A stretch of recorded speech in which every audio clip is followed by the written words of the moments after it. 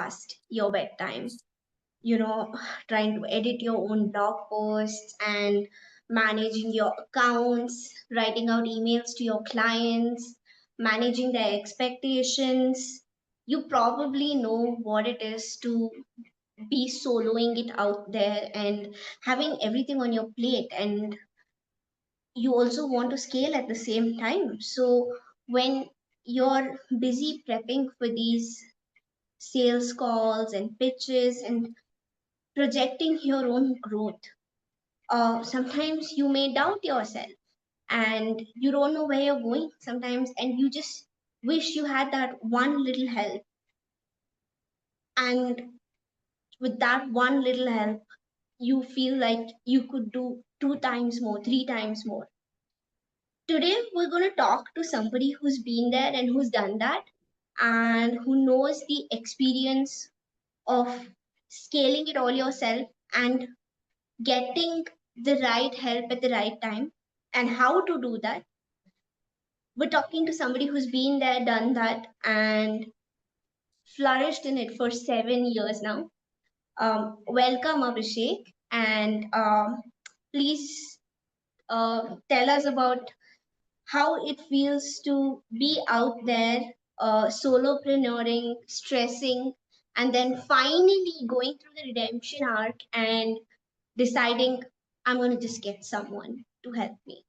So much, Ruchira. Thank you for having me. Uh, I personally believe that you can never scale or never grow your business as long as you're solopreneuring. Um, I started off that way. When I started off with a company which was just everything that is within the company, every task, every deadline was met by me. Everything was done by me, and I was working 16-hour days every day, including weekends. It's tough, but it's not that you can't do it. You can definitely do it, but should you? Because Mm. business is not about working hard only. If hard working was somebody who would make people rich, then that would have been the construction workers. Or people would just keep working more and more and more 24-hour days just to get richer and richer. It doesn't work that way. uh, Growing a company or growing your personal wealth requires a lot of critical thinking. Okay. And Absolutely. when you are when you are not doing critical thinking, you are just working like a donkey, if I must say, where you just have one direction and you keep working hard. If it was that easy, every hardworking person would have been extremely rich, but that's not the case. Ideally, it should be delegation and critical thinking of your tasks, your business, your roles, and that's how you grow your company. So that's what I'm proud about doing it myself, and I'm proud about doing it for my clients. That's really, so that's how you started off with, and that totally makes sense. And today, basically, we're here to talk to the people who have been in the same place that you were once and are stuck between the should I or should I not, to do or not to do, the whole cliff of looking below and wondering if bringing somebody on board, somebody completely new, is the solution. Maybe it's not, maybe it's something they can chew off themselves, because we've all been through that phase, especially somebody who started something from ground zero themselves. It's Mhm. always hard to hand over your baby, your business, or something that you're really passionate about to somebody new altogether, somebody technically has the skills, but do they share the same passion like you? And herein comes the weight of going solo. Yeah. Everybody goes through the thing of thinking, maybe I'm better off doing this myself, because nobody's going to care about this like me. And maybe that they could be right. After all, no one's really going to care about your cause more than you. So when this would be the primary block most scaling entrepreneurs face, what would be your advice to this entire burden of going solo? Like, what would be your advice to people like this who are super skeptical and super untrusting of getting somebody brand new and hoping against hope that they would care as much as they do.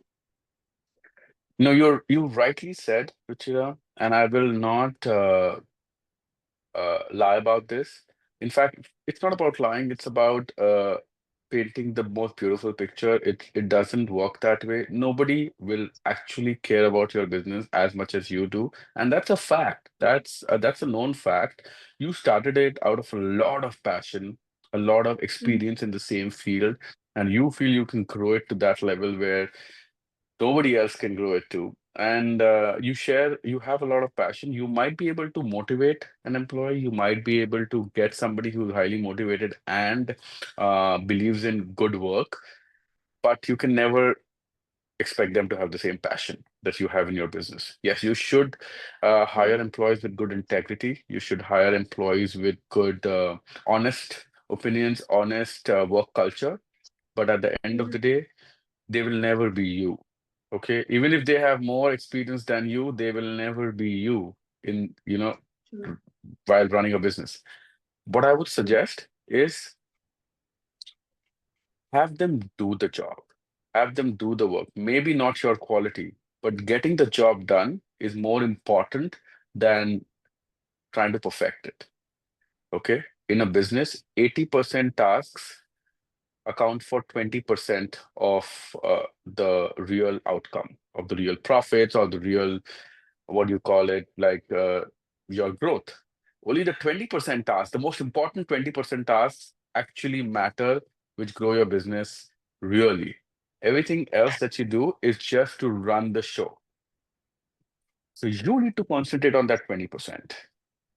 Mm-hmm. 80%, I'm not saying it's not important, but it doesn't have to be absolutely perfect and done by you yourself. It can be done by an employee. It can be done at 80%, 50% capacity. That's fine because that's not the actual job which is running the business. The actual job that is running the business is the 20%. 80/20 rule. That's applicable everywhere, every business. If you can't understand it, you will never be able to delegate your job because you want everything 100%. Maybe you'll do it for a while, then you'll get burnt out, or you will do it for a very long time, but you will never grow. Yes. So this 80/20 rule, is it something that you've personally experienced, or is it from a source like a book or something you read? So I personally read a lot, and mostly I follow major entrepreneurs or serial entrepreneurs like Grant Cardone, Tony Mm-hmm. Robbins. There is Brian Tracy, who's really one of the best sales coaches. There is Mm-hmm. Robert Kiyosaki for financial. They teach you financial education. So Rich whenever Dad I Poor Dad. Rich Dad Poor Dad, you're right. Yes, Rich Dad Poor Yeah. Dad, Robert Kiyosaki. So whenever Mhm. I read these books, whenever I understand their lifestyle, I've known to see that they follow this 80/20 rule. Not, I mean, in different ways. Even Tim Ferriss, for that example, for that matter, has given an example in their book where he follows the 80/20 rule as well. So overall, Mhm. I have seen that most entrepreneurs, they focus on the 20% tasks, the core tasks of the Mhm. company, and 80% is done by their employees. Mhm. I whenever I don't have a direct mentor myself, but whenever I need a mentor, whenever I need some guidance, I just close my eyes and think about these people and what they would have done in this situation, and that's how I get an Mhm. answer. It's great that you share names of people like Tony Robbins and Grant Cardone. And the best part about these people is they've also influenced people positively on their personal life and the personal front of, becoming successful and bringing in positive changes, which actually brings us to our next part of the discussion. How has, trusting another person to take over, if not all the reins of your business, maybe one or two. How has that experience been for you personally, Abhishek? Like, can you describe to us and our viewers the first time you decided to let go of that need to control, to watch it like a hawk 24/7 and take one small off? part of your business that was getting quite executively exhaustive for you, and trusted somebody to do that, not professionally, but how did that impact you as a person? How did that feel for you personally, taking that large step? So, of course, it's important that, as I told you previously, that I have to learn to delegate. Okay. I was doing Mm-hmm. everything myself, but how long would I be able to do that? You know, I was getting burnt out, and at some point, I had to learn to delegate. Being a VA agency ourselves, if I don't know how to use our resources, I don't know how I can tell that to my clients, right? So it Definitely. went slowly. We started doing it slowly, one by one. I started giving one task. I started watching over that task. I would check it every day. I still do. I don't check every day. I check once a week. But I still want things to be in the perfect manner. It doesn't have to be 100% perfect, but it has to be done in a decently good qualitative manner. So you can't leave anything completely. Yes, you should ultimately keep a check on Mm-hmm. every task or everything that goes out for your from your company on in the name of your company, but you need to trust people as well. It's like the chicken and egg situation, whether should Yes. I hire now when I am not grown the company enough to grow the company, or should I hire when once I've grown to that point? Mm-hmm. I'll tell you a quote about Grant Cardone that I read in his book. He said, do it when you don't deserve it. Because once you Mm-hmm. do it, that's when you will deserve it. So you need to do something. For example, if you need to go by business class, if you want to go by business class someday, and Mm-hmm. if you dream of it, book a business class ticket. Book it the first time, it'll hurt you. Book it the second time, it'll hurt you a little lesser. And then it'll become a habit. And then all automatically your brain will be rewired to work according to being able to afford a business class ticket every time you're traveling. And then you start Interesting. making more money. Similarly, Mm-hmm. when you're hiring an employee or if you're giving your task away, do it when you're not ready to do it. Once you do it, the first time it'll hurt, the second time it'll hurt lesser and lesser and lesser. And then eventually that will become your norm. You'll never be able to go back to doing that task yourself again because you've delegated it. And that's what I tell my clients as well. That's amazing. And I will keep this business class ticket idea in mind. Let's see, maybe I will try it this year. Absolutely, you should. Yeah. Yeah. Yeah. See, you make more money by not working harder. Of course, you need to work harder, but you anybody makes more money by, of course, upping their skills and having Mm-hmm. higher expenses. Why do people in the West make more money? Because their expenses are much higher than the people in Asian countries. So they end up Mm-hmm. upping their skills or giving better service, or maybe ending up starting their own business or something to be able to meet those expenses, right? So as long as your Mm-hmm. expenses are higher, as long as you have uh, the passion or the need or the want to do something which is above your pay scale, that's when you start making more money. That's a really good point you bring up there, regarding the difference between actually going out there, taking a risk to deliberately reach where you want to level up, and Yeah, aim for it and just go for it, right? Like, I guess what you're trying to say is, like, don't overthink something so much to the extent of uh the overthought itself burns you out. And abs yeah. absolutely. Like, don't refrain from taking risks. Of course, hiring someone and giving the job to someone while you sit back and watch is a risk that you start with. But Mhm. it is a real risk well taken, because that's going to help you grow your company, delegate your work. You're never going to grow your company if you're doing everything yourself. That's not possible. right? Definitely. So you need to take that risk someday. Might as well take it when you're not ready and get off that task. So you can do something which is much bigger, much more valuable. Go out, meet more people. If you're a coach, then go out and coach more people, or Mhm. maybe create some content. Or there's other things that you can do that are more valuable than doing that task, which is not worth your time. Things like, let's just put it this way, if you're not an accountant, then doing accounting jobs yourself is not the right way to go, because you might end up spending a Definitely. lot of time learning that process, doing it, and then you'll have obviously take more time than an accountant. If you're a Mhm. content creator, might as well create more content and let the accounting job be taken care by an accountant. If you can't hire one in locally, hire a virtual assistant to do that. But that doesn't mean that you should be doing it yourself. Got it.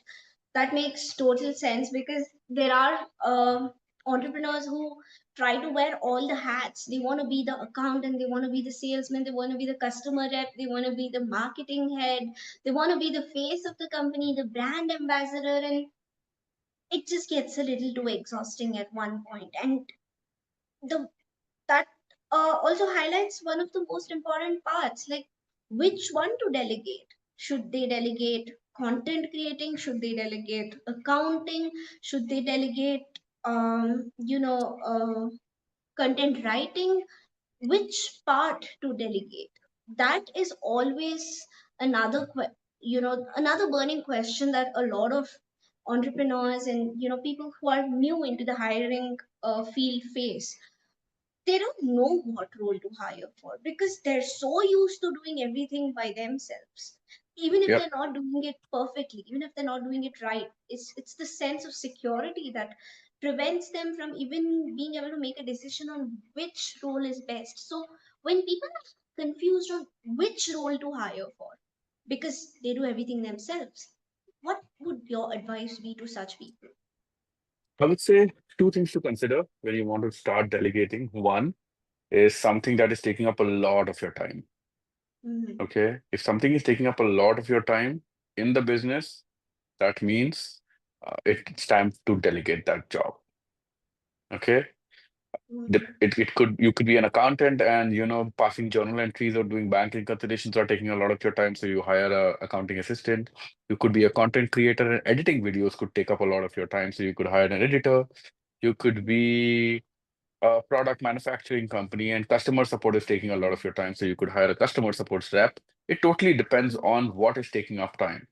That is one Right. aspect. And second most important aspect to consider when you're looking to hire is something that you are not expert in. Okay. Hmm. Same Hmm. example, if you're an accountant, you don't know how to create content or edit videos, but you want to create Hmm. content, then you hire somebody to do it for you, or you create the content and have somebody do the editing for you.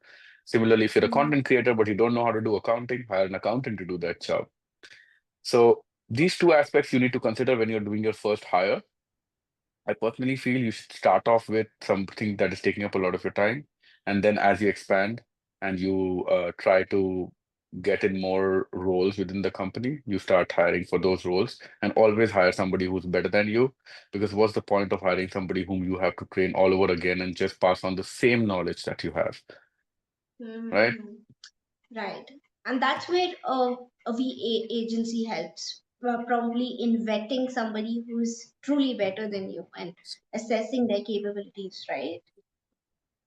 Correct. Not only a VA agency, a recruiting agency, a VA agency. If you are hiring locally, then of course you can go for a recruiting agency. If you're in North America, you need to hire somebody locally, just go to a recruiting company. They'll be able to find you the best matches. If you're not a HR company or recruiting company yourself, don't take the burden of hiring and looking for employees on your own. You're never going to find the best employees out there. At the same time, if you don't have the budget to hire an employee, if starting out, you need to save money, you're trying to keep most of the money for yourself to run your own household, then go for a virtual assistant. You can hire a virtual assistant at one-fourth of the price. I've had clients who started off with me. They were solopreneurs and they were doing their first hire, I remember. And one of the Mm-hmm. clients he was doing is, and I love to bring this up during a lot of my client calls as well, because this is an excellent example. I had a client Mm-hmm. who started off with one employee. He was very skeptical. He was delegating for the first time. He still did it anyway, He hired a part-time employee whom he made into a full-time within 6 months because he was so happy with the work she was doing. Within a year and a half, he hired two more people. Right now, Mhm. he has more than 12 people. He's left his job long back. He's not doing anything in the business except for taking a few calls. His whole business is being run by those VAs. He has more than 10 people running the company. All he does is takes one or two calls in a day with those virtual assistants just to check in on who's doing what. And this is a really beautiful example of, how a company can scale and how a company starts scaling after they delegate. This is something Mhm. Tim Ferriss has also said in his book, The 4 Hour Work Week, where he has more than 100 companies. He's a serial entrepreneur, but he was saying that he only works 4 hours a week. 4 hours a week, not a Week. day, a Wow. week. Okay. Narayan And would really hate this guy. yeah, yeah, and he works 4 hours a week, and he has more than Hmm. 100 companies to manage, and everything is being done by virtual assistants and employees. He's a master Hmm. delegator, something to learn from. Fantastic. So, so the final part, like, which is probably the most important thing that I would like to ask you based on your experience. I think goes to say without a doubt that delegating, hiring, and finding the right help and the talent to support you in your growth journey is sort of a non-negotiable of scaling up. So, based on everything we've laid out here today, there's a final thing that people love hearing, and that's a good story. That's a good feel good sort of real time anecdote, something that you can share from your personal experience, something that's not just about business or success or any of these buzzwords at the end of the day. It's about something that actually made life good, made life easier, made people happier. So, do you would you like to share such a story that you faced in your entrepreneurial journey where it was a truly wholesome moment where you went like, this is why I do what I do, this is why I'm so passionate about what I do, and there's no looking back anymore, it's only journey ahead from here. No, that's so true. And from time to time, I come across people who really appreciate this service. Uh, of course, I told you a story, a small example of a client who moved to Mexico, and he's hired more than 10 people, and he's really happy with the work that Mhm. we've done for him, and he's like probably the longest standing client with us. Uh, Apart from that, it's not only beneficial for clients, a lot of employees have been highly benefited by this service because you can work from anywhere, you can work remotely. Most of our employees work from home. A lot of Mhm. employees, especially in Asian countries, when, women, when they have babies or when they get married, it's extremely Mhm. difficult to go out to work. A lot of Yes. women at the moment, all over the world, actually, a lot of women, as soon as they get pregnant and they have a child, they either leave their job or they are drastically cut down on their, professional career. Mhm. I've had Yes. employees thank us for this kind of role or this kind of job that is allowing them to Mhm. work from home. Don't get me wrong, we are still making sure that they're working the hours. We are still making sure that there are privacy and security taken care of, and our devices are highly secure to be working from anywhere in the world. But what I'm trying to Mhm. say is these employees are able to work from home while Mhm. taking care of their family, cutting down on travel time, cutting down on unnecessary meetings and unnecessary waste of time when they go to an office, and they are able to take care of their family as well as do their work more efficiently, if I must say, more and more Definitely. efficiently when they are working from home. And that's only possible because we are able to get access to very good talent because of this amazing work from home model. And then at the same time, women who are even having to work from home or not being able to work because of, childbirth or marriage, are no less Mm, than men, probably better. I've had a better experience. 75% of our staff is women, and I've had a better experience. Never go back on that. So I work with a core women group, myself. Everybody who reports to me directly are purely women. I don't think you've noticed that, Ruchira, but if you have, then you guys should know I really appreciate you guys a lot. So I just keep telling this to all my clients that, the more now I have 100% of the uh, work force out there to work for me. The moment you start cutting down on certain workforces, like women who cannot go to office, or women who have a child and can only work part-time and stuff, you get access to mhm. less talent, so you're not able to get the best talent out there to do the job. But over here, just Yeah, because of this facility and this uh, access to global talent, we are able to find really, really good talent for our clients. So it's beneficial to the clients as well as to the employees. So it's a win-win-win for everyone. And I've really been appreciated a lot by not only the clients, but the employees as well, who've really enjoyed working with us for years and years. that's that's amazing, and that really is one of the best parts that I've heard today about our cause and what you do, and how much this means to you. Because one, to start off with, this is so progressive, this is so 2025, and this is so right where it has to be, and so supportive of communities across the globe. And I think that's what makes this a truly wonderful initiative and cause, that you're bringing together people from two ends of the globe, and making them meet each other. That's absolutely mutually beneficial, and both sides have an incredible story to tell. And I think that's the best part of what we do at the end of the day. And yes, I have noticed that more than 75% of our team is women, and that's so incredibly fantastic and wonderful. And yeah, it really goes to show that it's these little things that make a cause so wholesome and truly worth believing in and working for. So based on all this, if you had to summarize your entire advice, if there's one thing you want people to take away from this thing today, summarized in like a line max, what would be that line? I wouldn't even say a line. I would just say three words: learn to delegate. Amazing. Okay. Just learn how to delegate. If you want to grow your business, learn to delegate. If you want to scale your operations, learn to delegate. If you want more time in the day to spend time with family, learn to delegate. If you want to have a good work-life balance, learn to delegate. So these three words are the most important words I would like to put out there.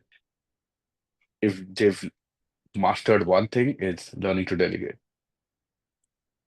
Got it. Learn to delegate. So Yeah. there it is, guys. And this is all we have from you for our first series of this podcast. We'll be coming back with more. And thank you so much for watching.